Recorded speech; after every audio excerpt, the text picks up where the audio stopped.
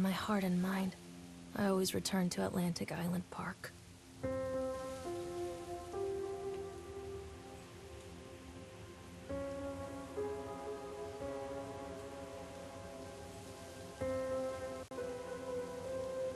Where's Mr. Bear? I haven't seen Mr. Bear, Callum.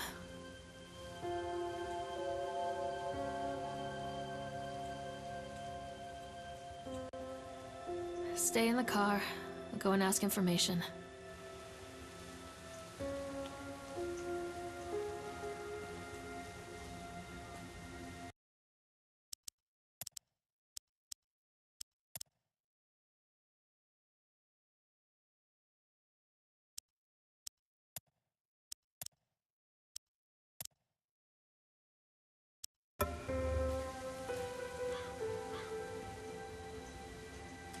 Attention, patrons. The park is now closed. Please make your way to the car park at your earliest convenience. Employees prepare the park for shutdown.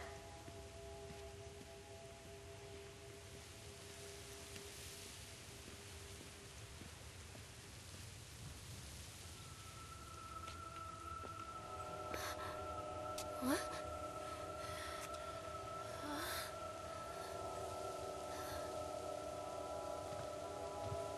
Hey, Lorraine. Lorraine. Don't blame yourself, Lorraine. People lose things all the time. Take a deep breath and think about the last place you saw your son's teddy bear. Hey, stop! I think your boy just ran into the park. I'll unlock the gates for you.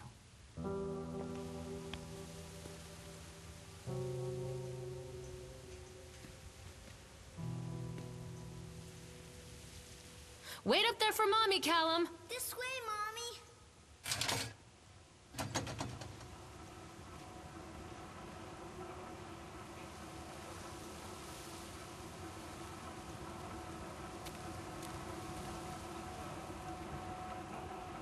There's something special about the entrance to an amusement park. A line drawn between the real world and the world of whimsy within. On this side, the apathy of our everyday lives. And on the other, anything we might dare to dream. It's no wonder Callum ran back inside. I wouldn't want to leave either. Attention, employees. The park is now closed. Have a safe journey home.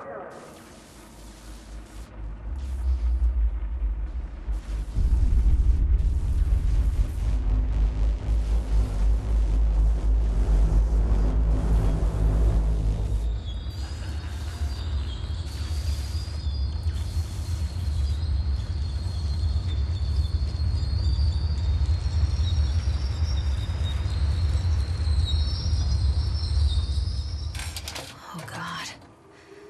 The park. What happened here?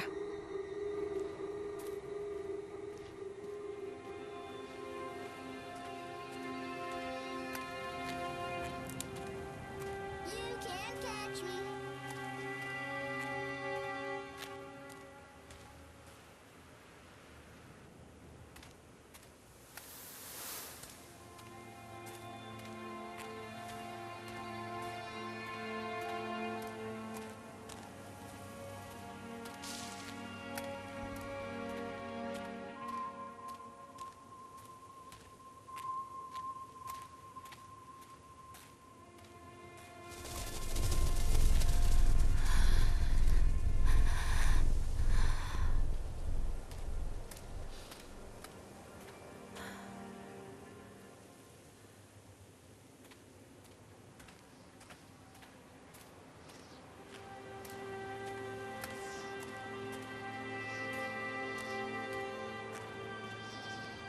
Too dark.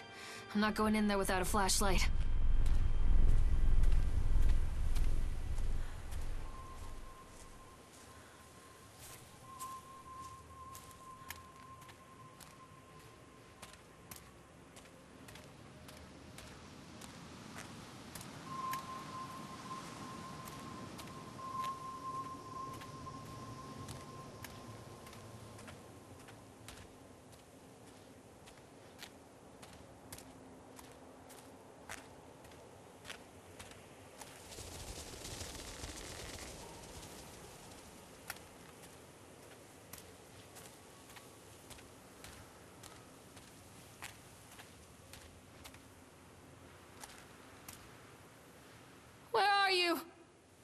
think this belongs to Come on, Callum. this way.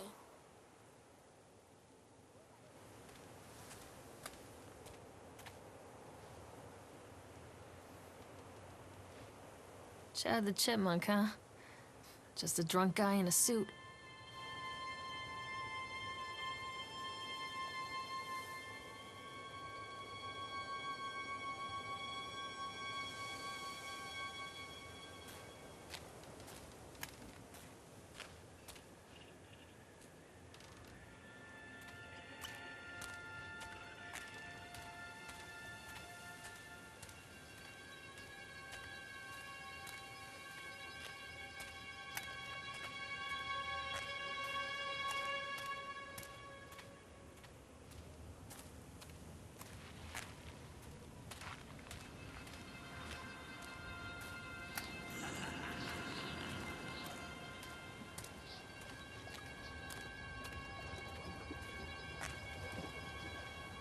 Callum, stay where you are!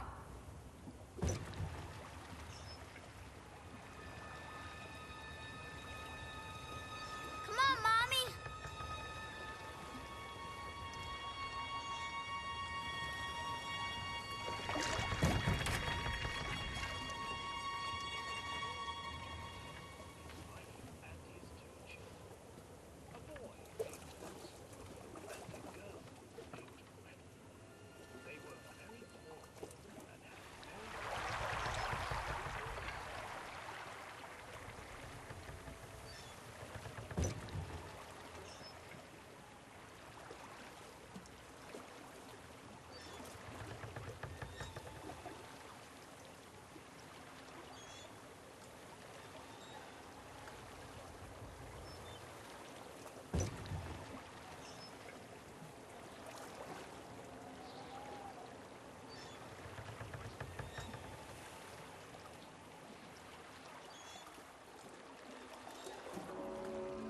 Near a great forest, there lived a poor woodcutter, his wife and his 2 children. A boy named Hansel and a girl named Gretel. They were very poor and had very little to bite or sup.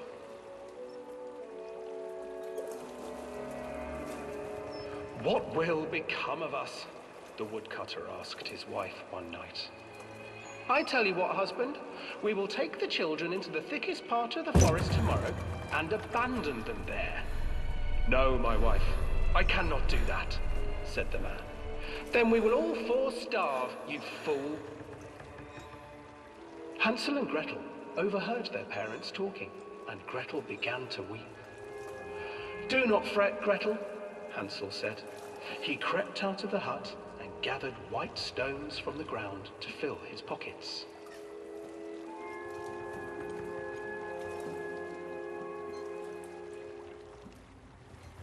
The next morning, the woodcutter leads the children into the forest.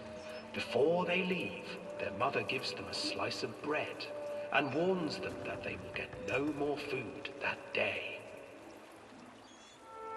Clever Hansel leaves a trail of white stones behind them as they pass into the woods. When their father leaves them, the children wait a while, then follow the trail back to their parents' house.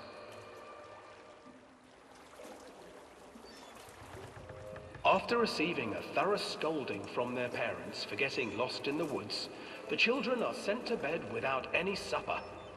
Hansel tried to sneak out and collect more white stones, but found that the door was locked. "Tomorrow I will take them into the woods myself," the wife told the woodcutter. In the morning, their mother gave them a slice of bread and led them deep into the forest once again.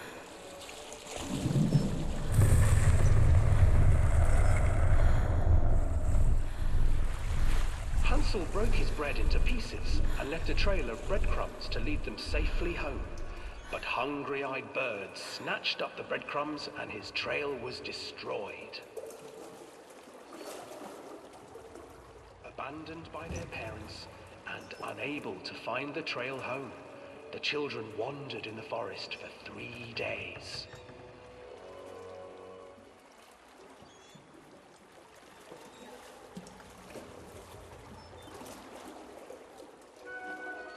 The children stumbled into a clearing with an exceedingly strange house. Its walls were made of gingerbread, and its windows were panes of clear sugar. Hansel, desperately hungry, ran forward and began to nibble on the walls.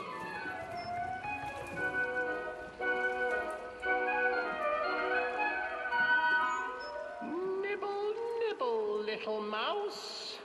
Who's nibbling at my house?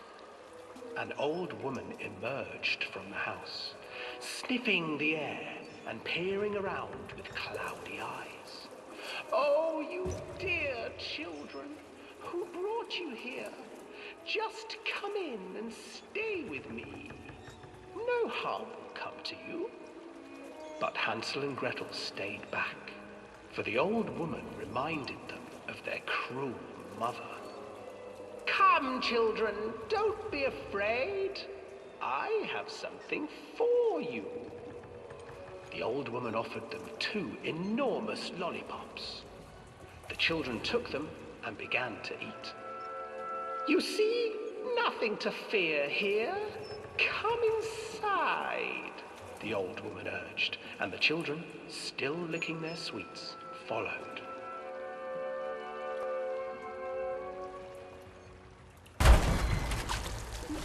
Once inside the house, the old woman changed.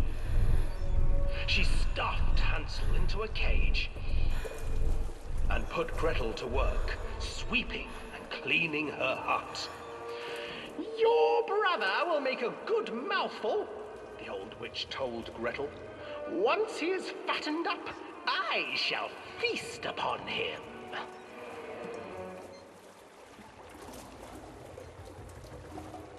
Time passed, and poor Hansel refused to eat, fearing the day that the witch would eat him. The witch, for her part, grew impatient. Today I will cook and eat your brother, Gretel. Climb inside and light the oven. But Gretel pretended not to understand. I do not know how. Where is the opening? Fool, the old witch said. The opening is here. And she moved to show Gretel. Seizing her courage, brave Gretel gave the witch a shove, and the old crone tumbled forward into the oven.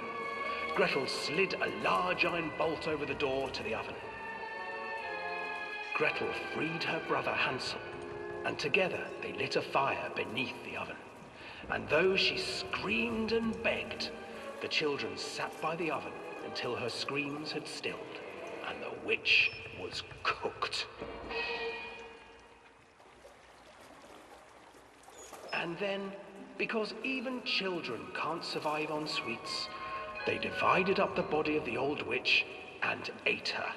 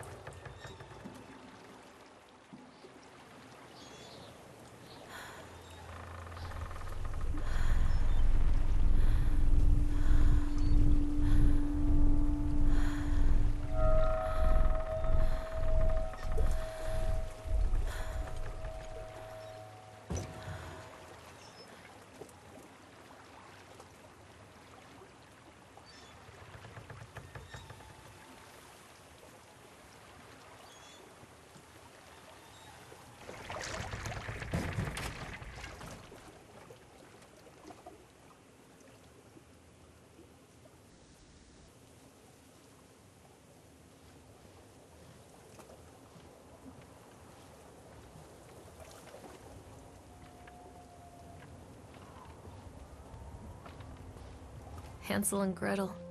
I used to read it to Callum when the electricity was shut off. Those poor children. The whole world against them. The forest, the birds, the old witch, even their own parents. I used to imagine that Callum and I were the kids in that story.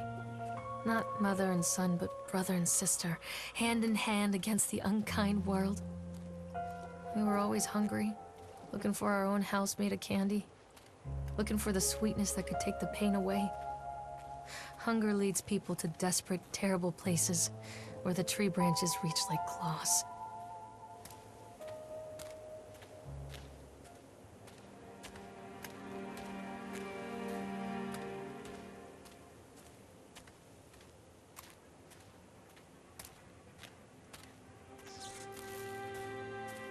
Another accident.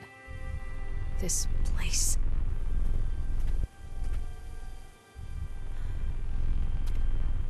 Come out, sweetie.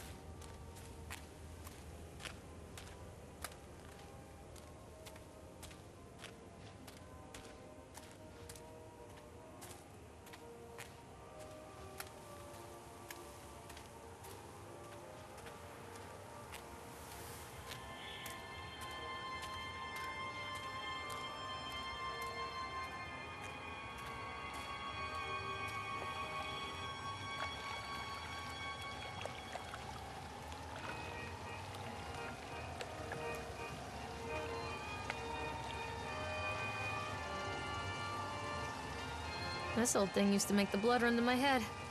Make me dizzy. Callum? The guy just snapped. Those poor kids.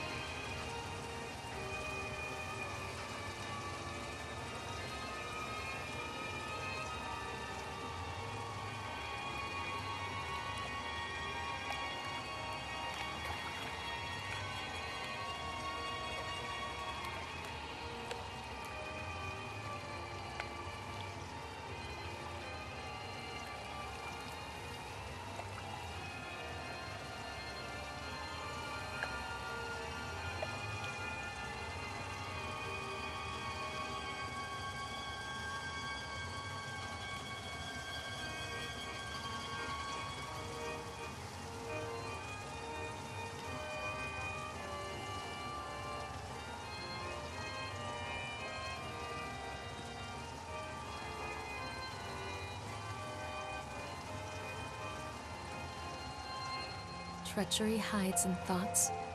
Treachery that lashes like a whip and scars our insides. The first time I saw Callum, my thoughts betrayed me. I looked down at this wrinkled, red, bawling thing and I thought, is that it? We build our world from expectations, and the world that I had built for Callum was no different. He was so real, so there, and so far from my expectations. And they shattered, and as they fell in pieces, that one treacherous thought became a new foundation. All of the love that we shared, all of the warmth and goodness that followed, built on a single, traitorous thought.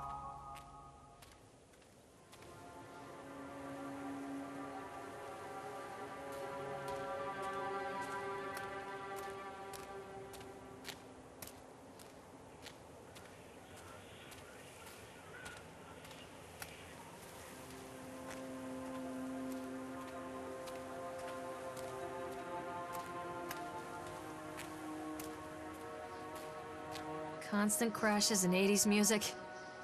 I guess it floats someone's boat.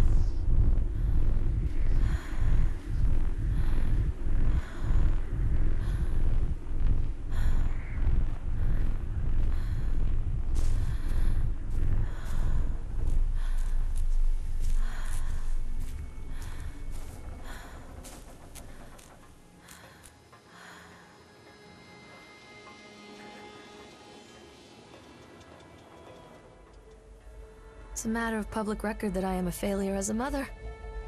Once, when Callum was very small, I left him asleep in the car while I ran an errand. Don't even remember what it was.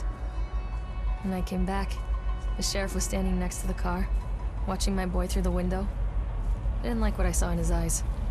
Judgment. He wrote me the ticket without saying a word. Just the scratch of his pen on the notepad. When he gave it to me, our eyes met. I know what you're going through. My daughter, Helen, she just gets some help. Help was a bolt of lightning. Help was 1,000 volts surging through my veins. Help is agony. I'd rather die. I wanted to scream. I'd rather you pulled your gun and shot me. But instead my mouth said, "Yes, Sheriff."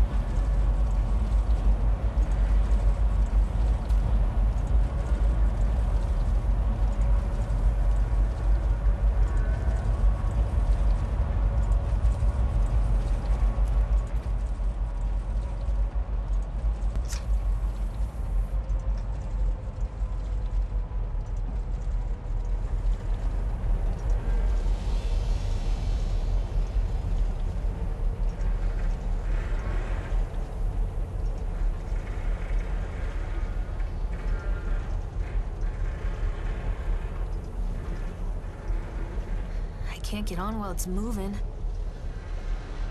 I can't get on while it's moving.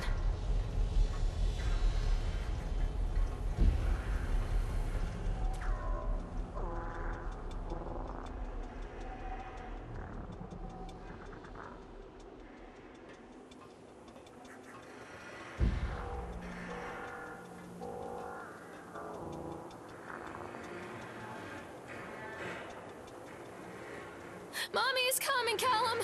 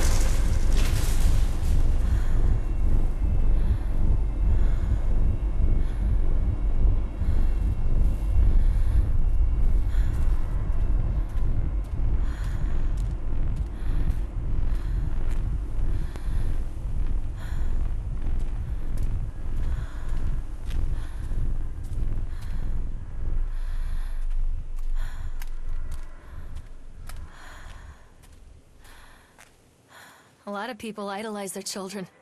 You hear them talking about their kids and just the way they talk, their fucking voices make me want to vomit. My angel likes to read, and little Johnny is so good on the piano. Fuck those people! You give up 9 months of your life carrying them, you traumatize yourself giving birth to them, and then you spend the rest of your life as their slave. Wiping asses, mopping up piss, feeding them. Little life-sucking monsters who take and take and take until... we all go insane. Any parent who pretends otherwise is just dishonest. That's called choice supportive bias. I am honest. Callum really grinds my gears, and he owes me everything. Everything. It'd serve the little fuck right if I just abandoned him.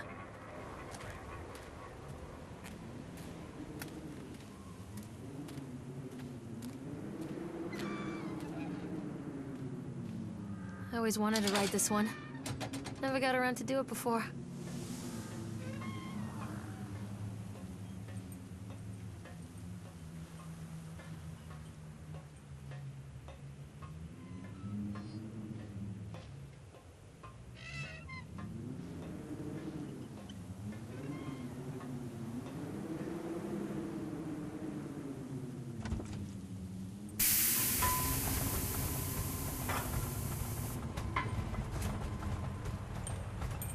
What do you want? We need to talk about Callum. What do you mean? What have you done to him? That's insulting. You and your boy are everything that this place doesn't want. The antithesis of what we stand for. Where is Callum?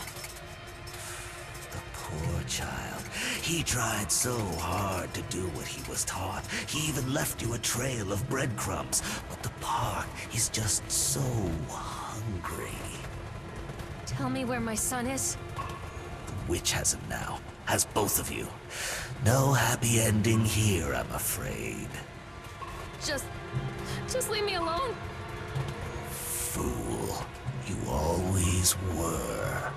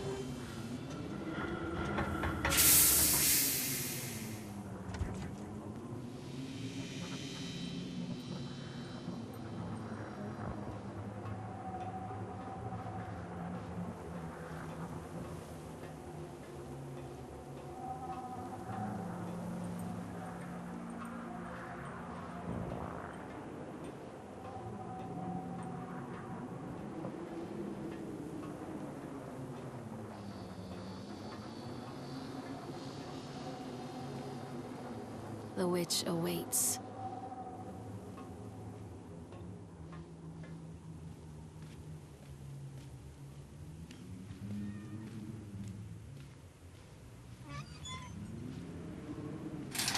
Callum has bruises on his arms, finger marks.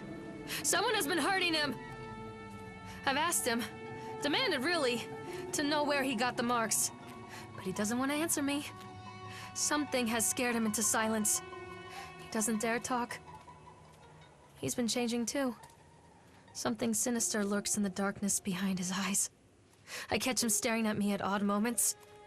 In the night, he tosses and turns and cries out words that I cannot understand. When I try to soothe him, he snaps and bites at my fingers. I think he wants to talk to me. I think he wants to tell me. But they are watching him every minute of every day. They are whispering to him in his sleep, changing him. They are taking my baby away from me! I can save him. And there will be pain. But I love him, and in the end, he will understand why.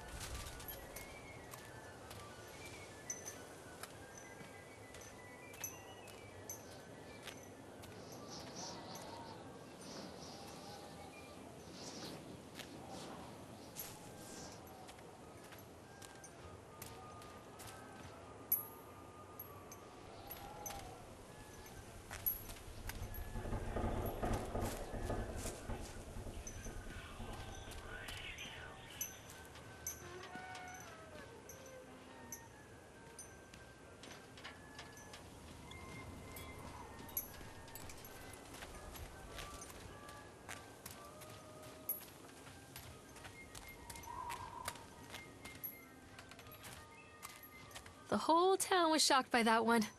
Never found out who did it.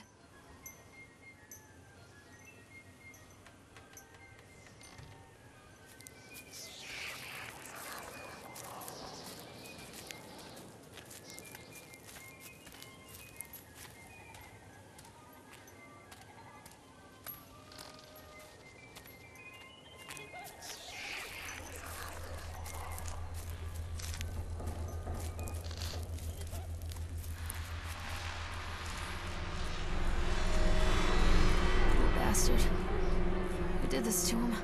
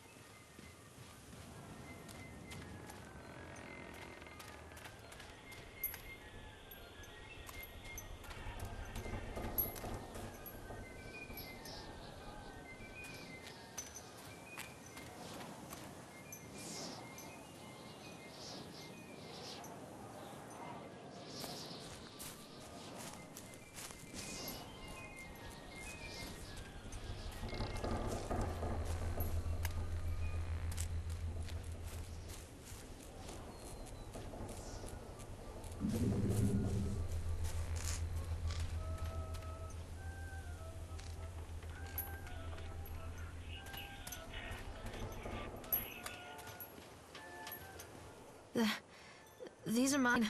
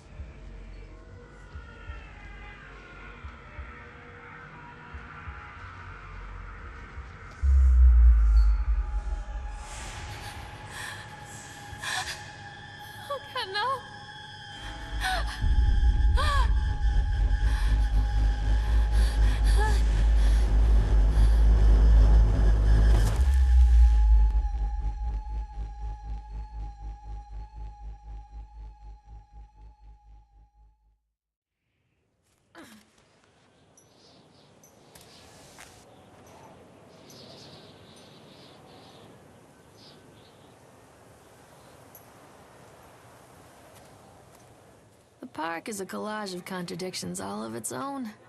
Millions of people die every year in car crashes, and the park has little cars designed specifically to simulate that action. Hear the children scream with joy. In the sideshow alley, you can walk away with 15 cents worth of mass-produced Chinese teddy bears, while a grinning carny pockets your hard-earned $5. What secrets lie beneath the sullen waters of the lake? The tears of jilted lovers, the soiled condoms of illicit affairs, the clotted blood of the lonely suicide. And the face of the witch looms over it all. I've always despised her toothy grin and warty nose. I hate that sparkle in her weathered, watchful eyes. I think Callum is waiting for me. Inside.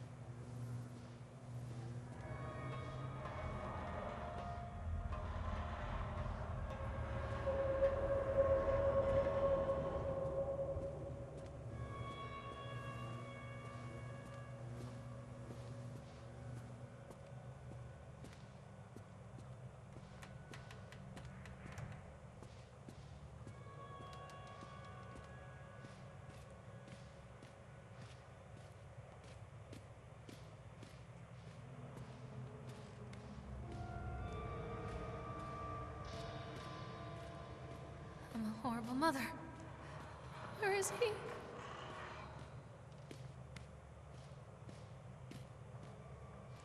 Mommy, behind you!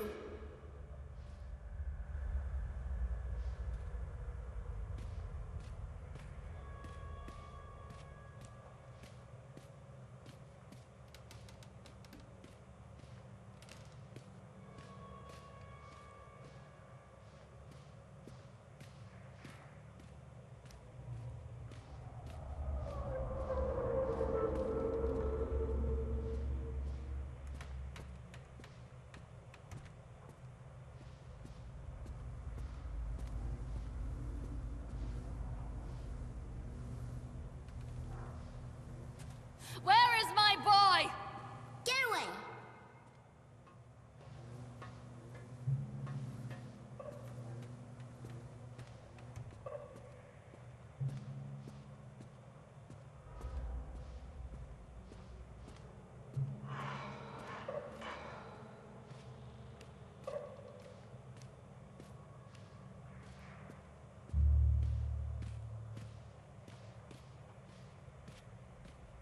Oh God, oh God, oh God, oh God, oh God, oh God, oh God. Don't believe them.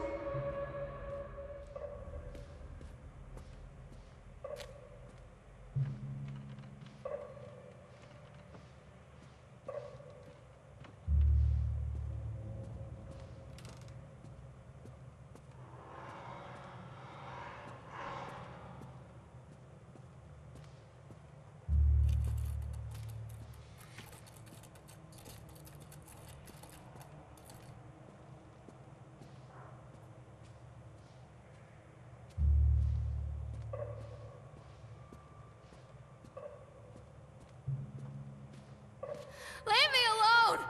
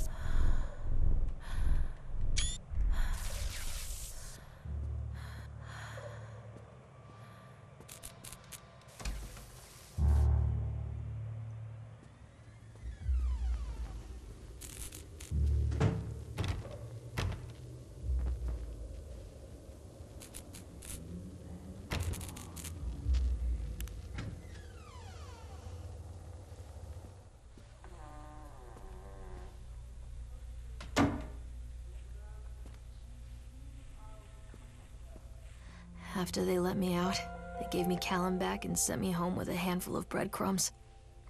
Home, bittersweet home. I barely recognized it. Where there had been color and light, there were shadows and regrets. Where there had been warmth, there was a bone-deep coldness that never went away. I tried my hardest to keep the ghosts at bay. Don, watching from the dusty corners while I tried to teach his son to read. My father, coldly assessing me and finding me lacking. I devoted myself to Callum and did the things that they told me. It will get better, they said. Every day will be a little better than the last. I'm in the woods now, lost and afraid. Things never got any better.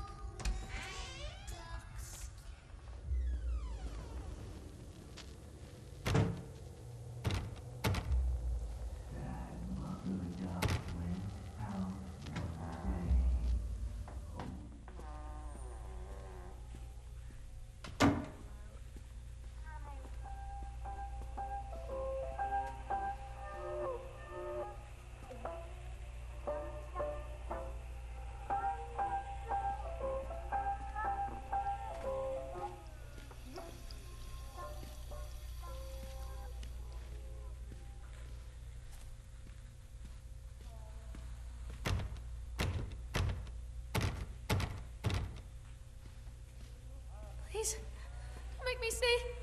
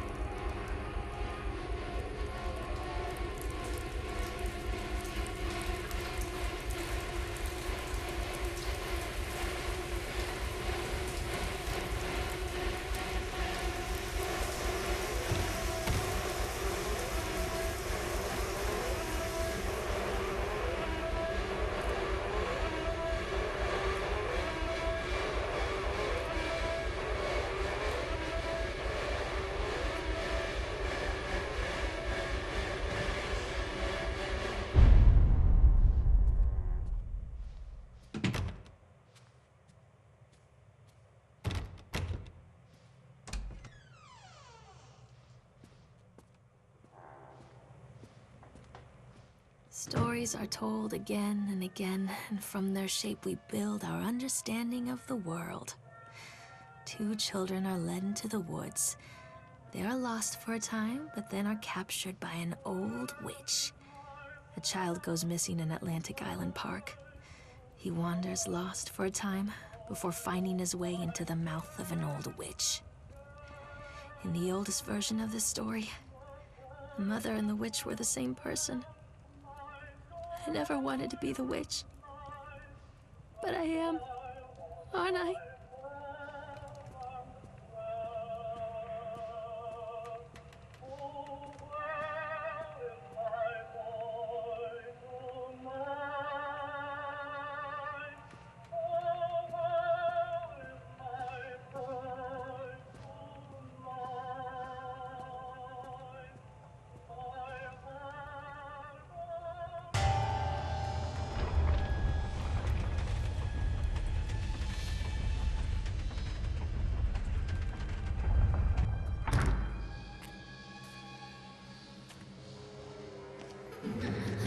Callum? Callum?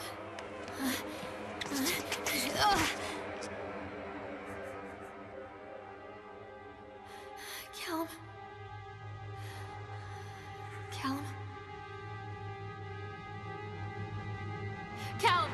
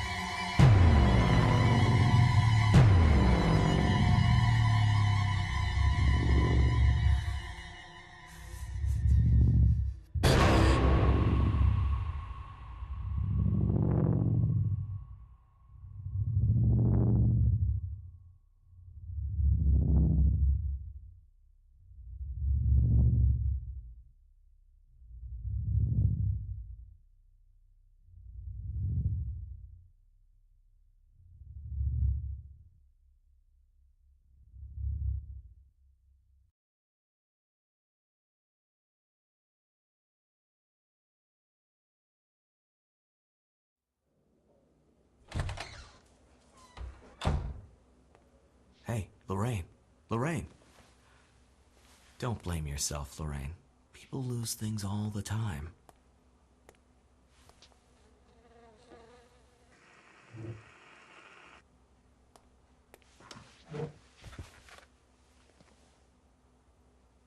Take a deep breath and think about the last place you saw your son.